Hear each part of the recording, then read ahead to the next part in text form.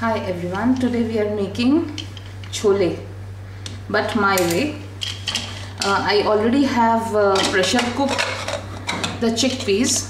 Chole is chickpeas, that's what we use. I'll show you.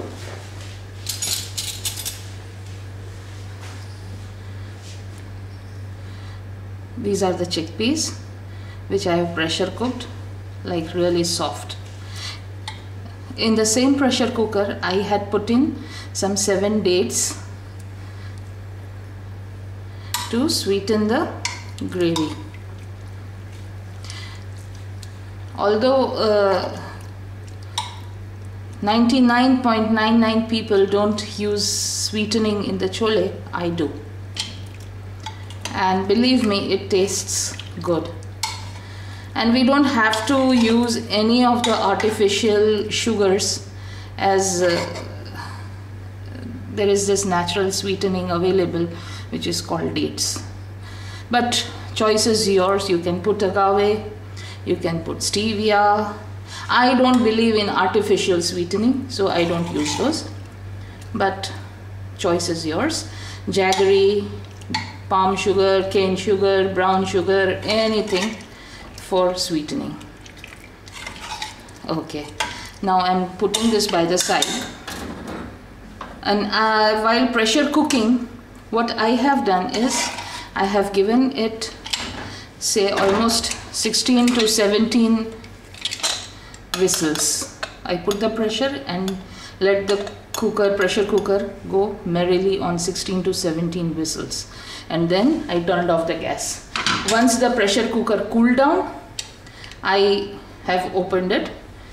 Never open it, never let the steam off and then kind of, open it before it has cooled down actually. Okay, now in a wok I have put some 2 tablespoons of ghee, that is the clarified butter. You can use normal butter, any butter that is available within your reach, or oil if you please. But the fun in making this chole is with the clarified butter. I have a oil-free recipe also, but today, since I am slightly in a hurry, I am going the routine way. Okay, now I will let the ghee, that is the clarified butter, melt. I have allowed that, and now in my masala box I have fenugreek seeds, cumin, that is jeera, mustard seeds, that is rye, sarson, turmeric, red chili powder dried, this is carom seeds, and coriander and cumin powder, which I make at home. I never buy from the shelf or any of the Carrefours or Giants or whatever hypermarkets. No, not even from the Indian shelves. I make it at home. Okay, now I am going to add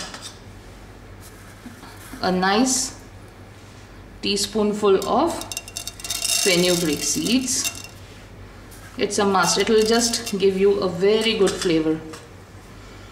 The chickpeas that I have soaked, I did soak them last night before I went off to sleep, before I kind of turned off my kitchen lights. They are 1 cup of chickpeas, which I washed very well in some 3 to 4 rounds of water, and then put in the water, say 1 cup of chickpeas and 3 cups of water. I soaked them so they kind of puffed up nice and proper, and in the morning again I washed them once or twice, and then put in 3 cups of water to this 1 cup of soaked chickpeas. Now the chickpeas that I used were this.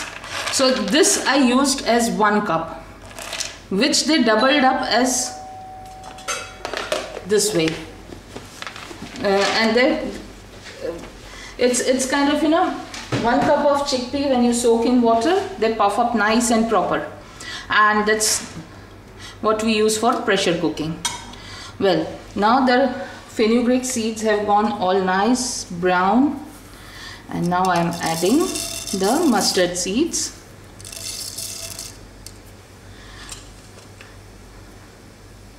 I like to come up with my own flavors, my own tastes, and so that my family can enjoy what they like.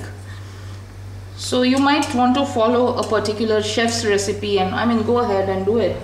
But ultimately what you're going to cook is you're going to cook at home. So it's always your family, your people, and what they like. Now along with the when I added the fenugreek seeds and then the mustard seeds, now once I allow the mustard seeds to crackle, I am now adding some red whole chilies, some 3 and 3 6 and 7 of them. And now I am adding some cumin seeds. And the gas flame goes on a high now. Up to now it was on a very low, the lowest of the flames. There it is. Okay, for the puree of the tomato, I have put up a video of this tomato puree, all-purpose tomato puree. I make it for the week, store it in the fridge, and this is what I'm going to use at the moment, which will save time.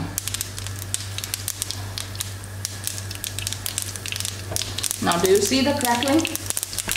Now to this I'm going to add something that I have chopped in my electric chopper. I'm soon going to tell you what it is.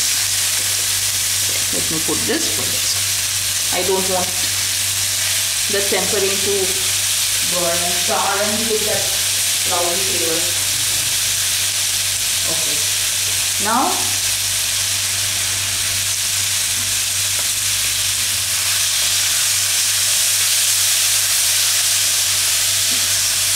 okay,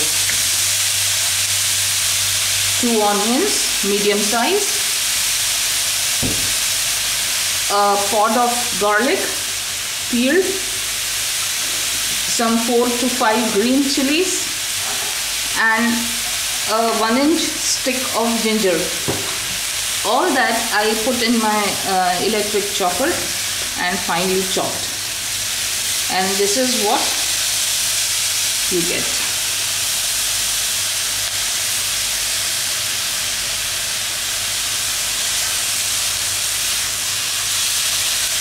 Now because we are not using too much of cooking fat, that is ghee or butter or oil, not too much of it, we will have to do some cooking, because onions and garlic need that kind of fat to kind of, you know, soften and cook well and lose their dirty, that stinking bite, which kind of leaves a very dirty aroma and flavor in your mouth. With the chhole, that is the chickpeas, I am going to use this chapatis, slightly thick. They have no yeast, no fermentation, but I have kneaded the dough and just straight away roll them up,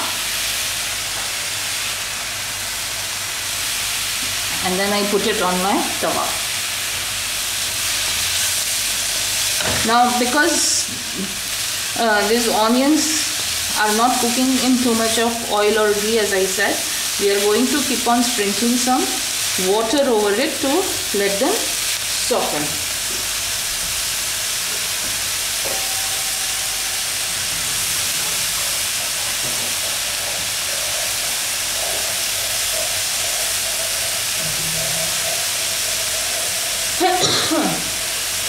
Sorry about that, but it's the onion and garlic and chili all together.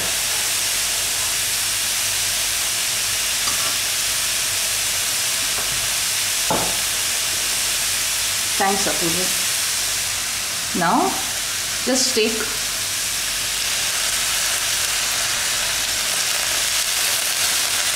oh yes, do wash your hands before you touch your food once you enter the kitchen. I believe I mean, there are spatulas and all sorts of equipments to assist you to remove things from the blender and all. But what I believe is we leave behind a lot of stuff sticking in the chopper or any equipment that we have used. So what I believe is, if your hands are clean and you are not the sort to say, oh my god, she cooks with a hand, then you can use your hands. The best way to use stuff that is sticking in your equipment,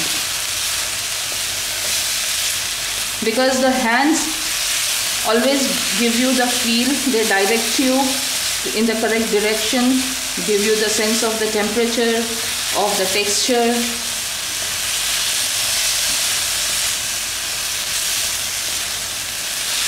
If you observe, I am constantly kind of tossing and stirring this. Let me again sprinkle some. Yes. Now we let this stay in the moistness of water and let the base go brown. Okay, when I put the chickpeas for pressure cooking in the pressure cooker, it was unsoaked chickpeas was 1 cup, which puffed up and doubled in size overnight, and to that I added water enough to drown them and kind of, the water comes up and the chickpeas go down. I mean, just enough water to soak them up nice and proper, because you are going to give almost 16 to 17 pressure cooker whistles, so that they soften up really nice. To that I added salt, turmeric 1 teaspoon, salt to taste, and 1 teaspoon of vegetable masala. Please don't add curry powder, it's not something which is a very Indian thing. Curry powder you can use elsewhere but not here, please. So you can use any vegetable masalas. Just as you get the garam masala packet, you get the vegetable masala packets also, and they are easily available of all varied different brands on the Indian supermarket shelves. You can go there, pick it up. I added 1 teaspoon of that vegetable masala and 2 teaspoonfuls of garam masala, and then I stirred everything well, shut the pressure cooker lid and let the pressure come up, and allowed 16 to 17 whistles. Please don't panic if the whistles go on and on like a chimney, like a steam engine. That's what Apurva is saying to me, my husband. So see, all the water has gone. Now again we put in some.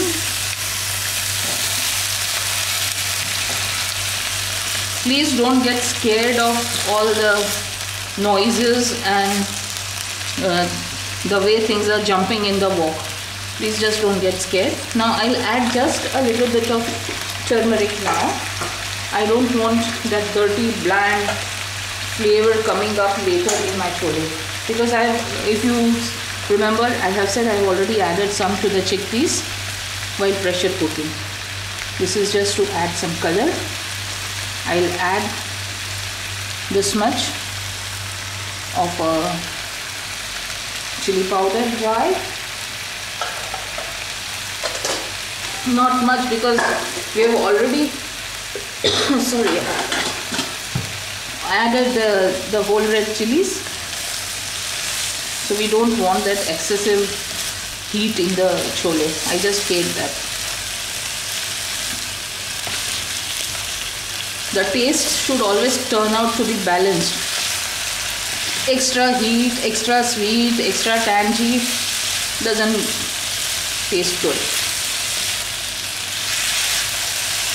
And halfway through, always manage to taste what you are cooking.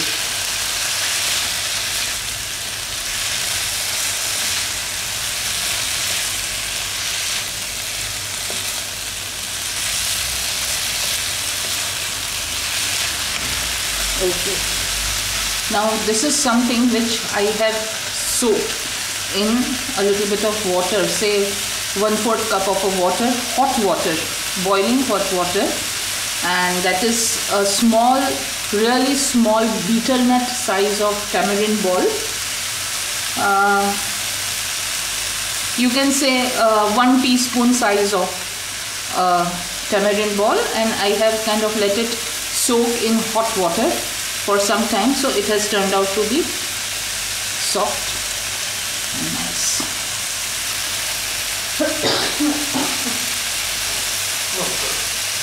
Now what I am going to do is,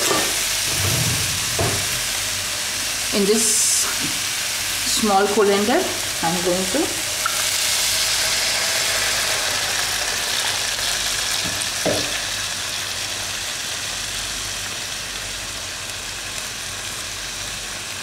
okay, one tip, please don't throw away the pulp. You can always use this pulp for cleaning your copper vessels or aluminium vessels, or any of the vessels which need, even your silver actually, which comes out really shining and nice. You just rub the vessel or ornaments or anything that you have, silver ornaments, with this. Let it stay for some 3-4 minutes and just give it a nice soap, gentle soapy wash. That is the ornaments or the expensive metal vessels. But copper vessels, you just kind of rub them with this and give it a nice scrub, and they are good.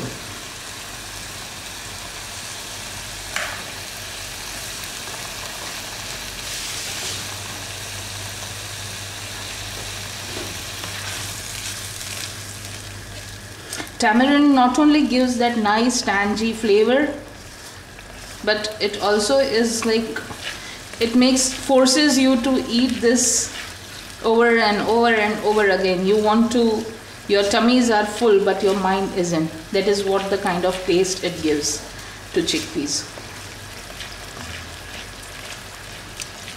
Yes, in the northern part of India, nothing of this sort is added, but as I told you, I don't follow any recipes.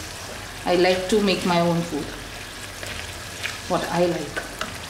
Okay, so this is what I'm sharing with you. Now I have this, okay, first thing that I'll do is, now this is boiling nice and proper. So now I'm going to add the tomato puree.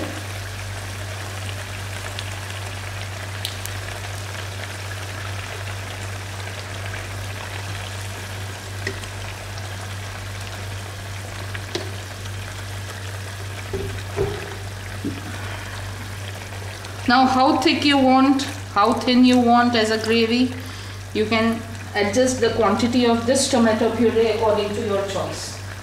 I mean, there is no such rule as 5 large ladle spoonfuls, or only 4, only 3, nothing like that. It's your choice.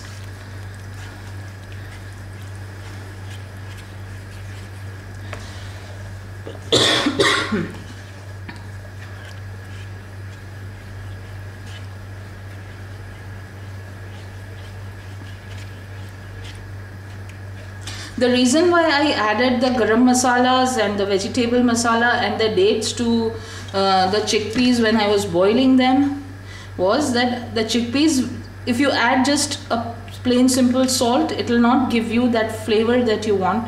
You let the chickpeas soak all the flavors while it is in the pressure cooker. Now for this gravy, now the gravy does not have any masalas.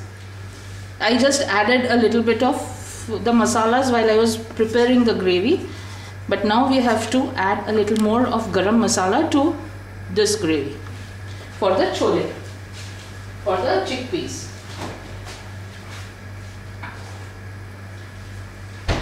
I store all my masala packets in the shelf of my deep freezer, so that they don't lose their flavors very fast. Since I am not a very huge fan of these masalas because they make the food very spicy, but still I use them once in a while. This is the kind of garam masala that I will use. But then again, the quantity is always up to the person who is eating, who is cooking. It's all very personal. If you see, the gravy is already boiling nice and proper. Okay, this is the time to taste the gravy, because the tomato puree had salt, but while I was doing the onions and the garlic, it didn't. So let's kind of, and I kept on adding a lot of water, so the proportion of salt would have diluted, but it's always good to give it a taste. I think I need a small spoonful of it. I use red salt,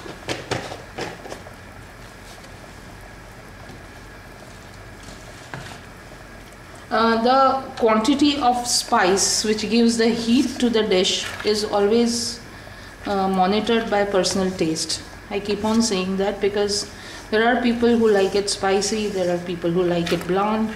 I mean, adjust the salt and the spice according to personal tastes and flavors. Now this is what I am adding.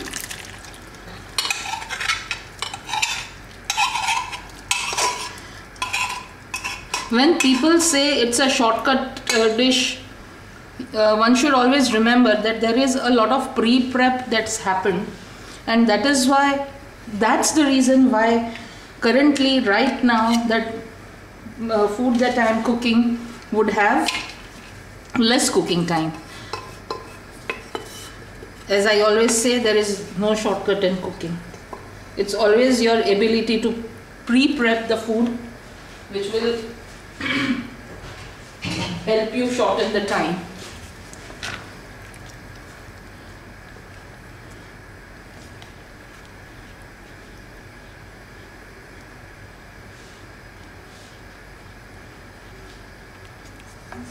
You see the intense nice color? It's creamy, it's nice. Many people are not very nut friendly. So when I have actually added some cashew paste to the tomato gravy. You can always replace it, replace the cashew paste if you are not very cashew friendly by almond paste or even melon seed paste. Or you can omit all of those totally and just stick to your good old tomato gravy. It will do the trick.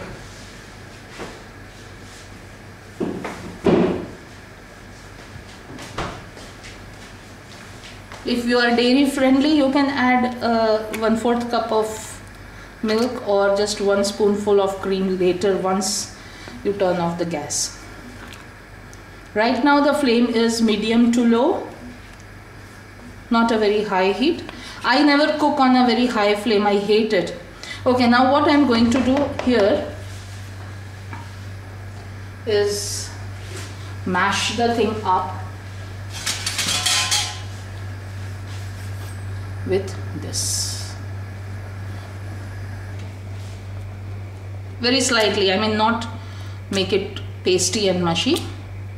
Just enough for the gravy and the chickpeas to amalgamate and mix well, make friends with each other, right? They all make friends now. Because you want to kind of, crush those dates also which have been pressure cooked. Just give it a very light pressure, very loving pressure. Not a very aggressive one.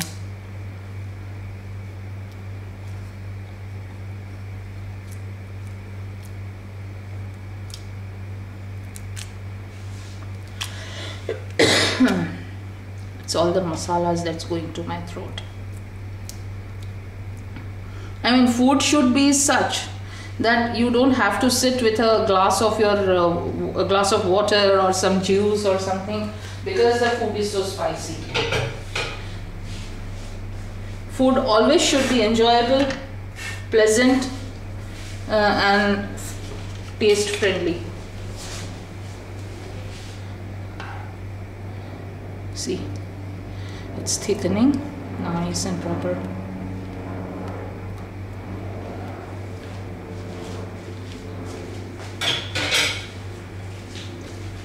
Don't need the garam masala. Now when you add garam masala at the right times, the quantity of garam masala actually decreases, and the food you feel is not governed by the garam masala taste.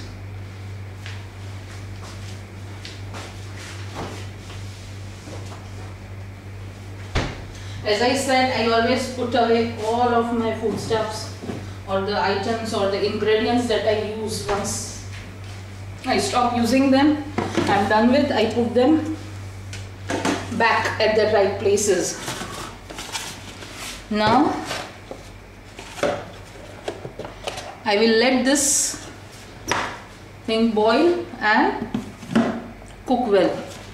By the time I prepare my salad, as you all know, I always make food for my husband in the morning, so this is what it is.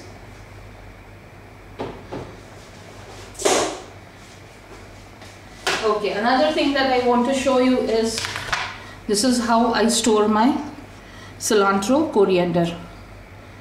There is a base of the kitchen towel. I have removed the dirty stalks and then covered it well with the paper towel again. And then why go for all those fancy boxes and all? You definitely get all this when you buy dates or chocolates or anything, and keep them. They will be of good use. That's called sustainability, right? Okay, I'll wash a couple of stalks of cilantro, coriander, and add them now. Some of it now, and later a little bit of that for garnishing.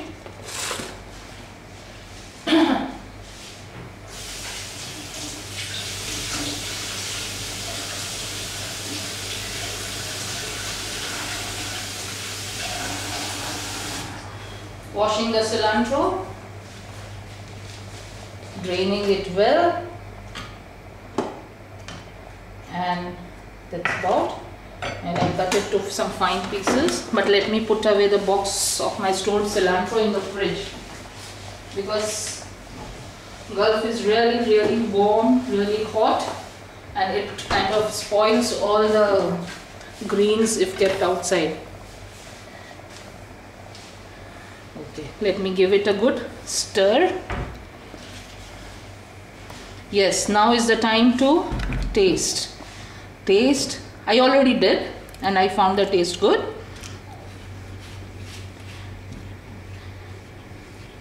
Okay, once this chickpeas with this gravy are ready, you can serve them, if you like, with rice, any kind of rice, your choice. Or as I have shown you, this chapatis, or you can even kind of grill burger buns and place them on your plate and pour this nice chickpea gravy, chole, over them, over the buns. Garnish it with some cilantro, coriander, dhania, all the same, synonyms, and then throw in some nicely chopped onions over it and just eat them. Oh yes, if you are a cheese lover, you can grate some cheese over it, or you can just leave the gravy in the wok, scoop out some nice chickpeas, spread it over a slice of bread, throw in some cheese, and just put another slice of bread over it, grill it. You will have a chole sandwich.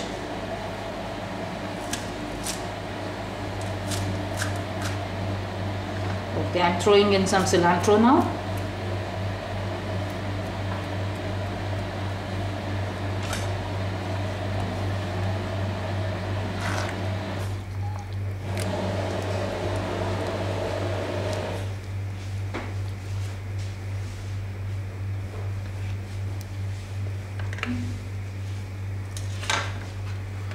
and some more.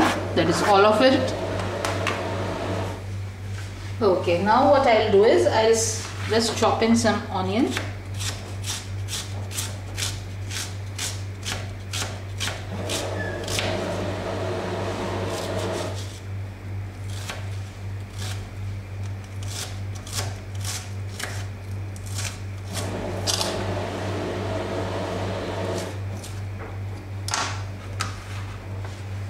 This is some onion that I chopped right now.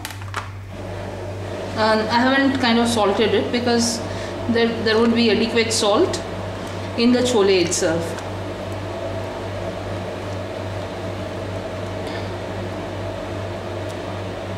Tomorrow is my weekend. It's a Friday and Saturday weekend here, so I'll try to upload something for no oil, no ghee, no dairy cooking. A masala that can be used when we are cooking without oil. I'll try to upload that, so people who have a restriction over eating fat might benefit. Okay, now I will let it stay like this. Actually, it's kind of boiled pretty well. I mean, you can put it over the gas on a medium to high flame. Say once you have added everything, excluding the cilantro, you can put it for say some 10 minutes over the gas and let it boil nice and proper. Let everything mix and the choles are ready to eat. So happy cooking. Do cook at home, do eat at home, stay healthy, stay fit. Cook at home, friends. Bye.